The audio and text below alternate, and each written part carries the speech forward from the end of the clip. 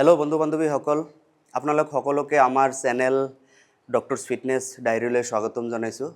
আজি এইখন ভিডিঅ'ত আমি কেনেকৈ এটা সুঠাম চেষ্ট, এটা এট্ৰেক্টিভ চেষ্ট ক্ৰিয়েট কৰিব পাৰোঁ তাৰ বিষয়ে আমি আলোচনা কৰিম। বলক প্ৰথমতে আমি ৱাৰ্ম আপ কৰিম, 10 পৰা 15 মিনিটমান ৱাৰ্ম আপ কৰিম। ৱাৰ্ম আপ কৰিলে আমাৰ ইঞ্জুৰি হোৱাৰ চান্সেছ বহুতখিনি কমি যায়। তাতে আমি লাইট কাৰ্ডিঅ' কৰিম, শ্ব'ল্ডাৰ ৰ'টেশ্যন, জইণ্ট মবিলিটি, এইবিলাক কৰিলে আমাৰ মানে বডিখন ৰেডি কৰিব লাগে নেক্সট এক্সাৰচাইজৰ কাৰণে।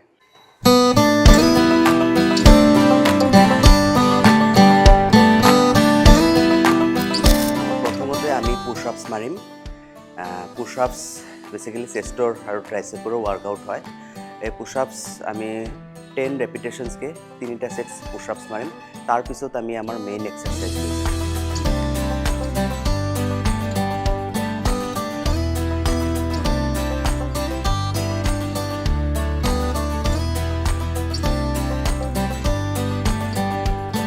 ফুল ৰেঞ্জ অফ মোশ্যন কৰিম।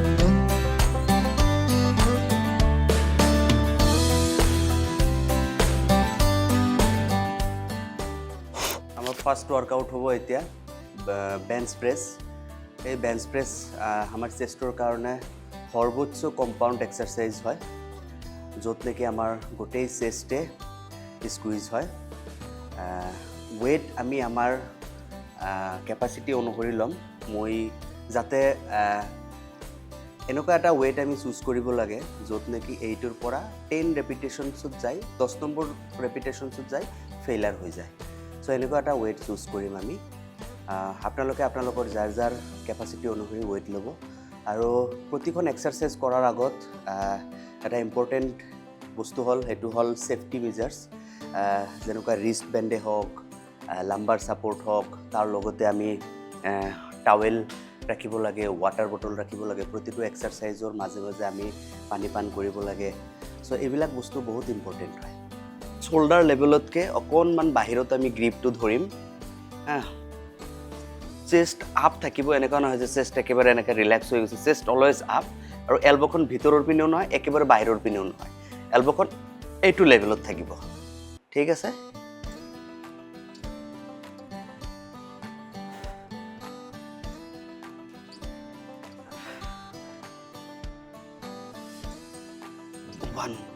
ট্ৰাই কৰিম একেবাৰে চেষ্টক টাচ কৰাবলৈ। ফুল কণ্ট্ৰেকশ্যন হ'ব তেতিয়া। 1 2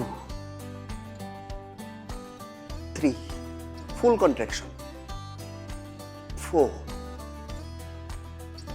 5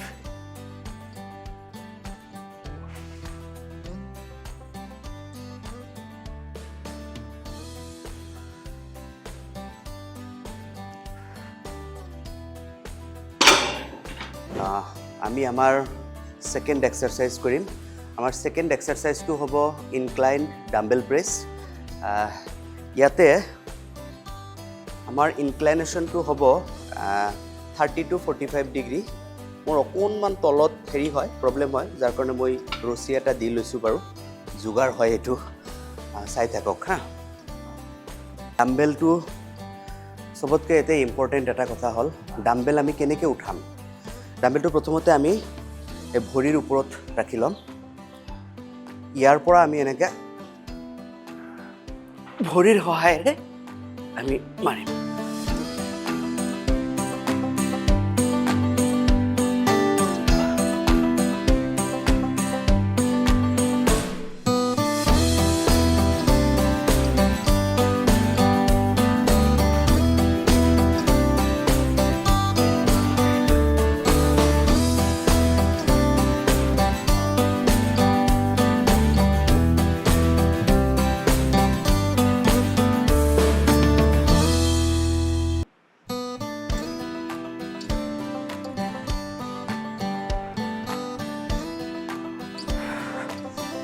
টুৱেল্ভ ৰেপিটেশ্যনছকৈ মাৰিম আমি, 3টা ছেটছ কৰিম। আৰু আমাৰ এই ৱৰ্কআউটটো, আজিৰ যোনটো চেষ্ট ৱৰ্কআউট কৰি আছোঁ, বিগিনাৰ্ছ আৰু ইণ্টাৰমিডিয়েট দুটা লেভেলেই কৰিব পাৰিব। এটলিষ্ট 12ৰ পৰা 14 উইকছ ছেম হেৰিত প্ৰেক্টিছ কৰিব, তেতিয়াহে ফলটো দেখা পাব।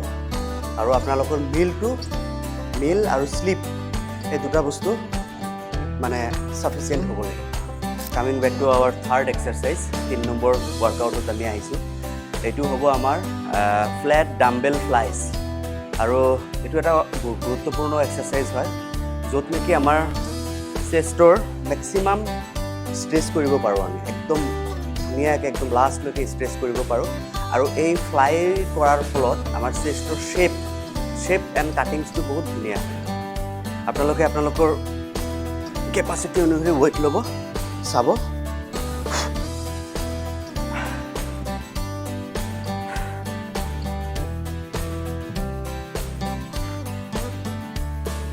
One, full squeeze. 2, 3, 4, 5,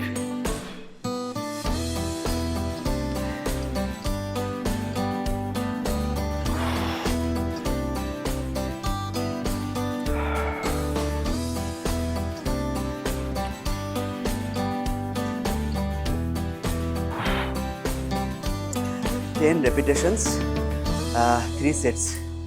Okay? বলক নেক্সট ৱৰ্কআউট লৈ আমি আমাৰ 4 নম্বৰ ৱৰ্কআউট লৈ আহি পাইছোঁ এই ৱৰ্কআউটটোৰ নাম হ'ল পেক ডেক ফ্লাই বা মেচিন ফ্লাই বুলিও কোৱা হয় আমি যেনেকৈ অলপ আগতে ডাম্বেল ফ্লাই কৰিলোঁ সেম এইটো মেচিনতে কৰিম আমি চাই থাকক আমাৰ এই পাৰ্টটোৰে আমি ফ'ৰ্চ এপ্লাই কৰিম এইটোৰে আমি ঠেলিম এইটো পাৰ্টৰে ঠিক আছে স্লাইড অলপমান এংগুলেশ্যন থাকিব চেষ্ট আপ 1 2 3 4 5 6 যিমান পাৰোঁ কণ্ট্ৰেক্ট কৰিম একদম 7 8 9 10 11 12 12টাকে ৰেপিটেশ্যনছ 3টা সেটছ কৰিম এতিয়া আমি আমাৰ 5 নম্বৰ ৱৰ্কআউট কৰিম সেইটো হৈছে আমাৰ কেবল ক্ৰছঅভাৰ এইটো এটা ক্লাছিক আইচোলেশ্যন এক্সাৰচাইজ হয় য'ত আমাৰ এইটো পুলিটো আমি ওপৰত ৰাখিছোঁ আমি লোৱাৰ চেষ্টক আমি টাৰ্গেট কৰিম ঠিক আছে চাই থাকক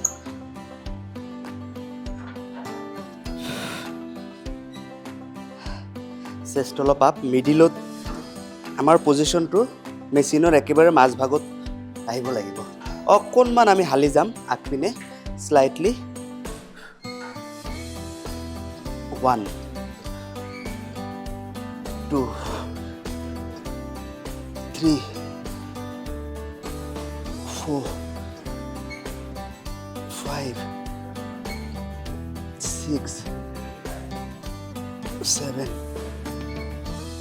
8 9 10 11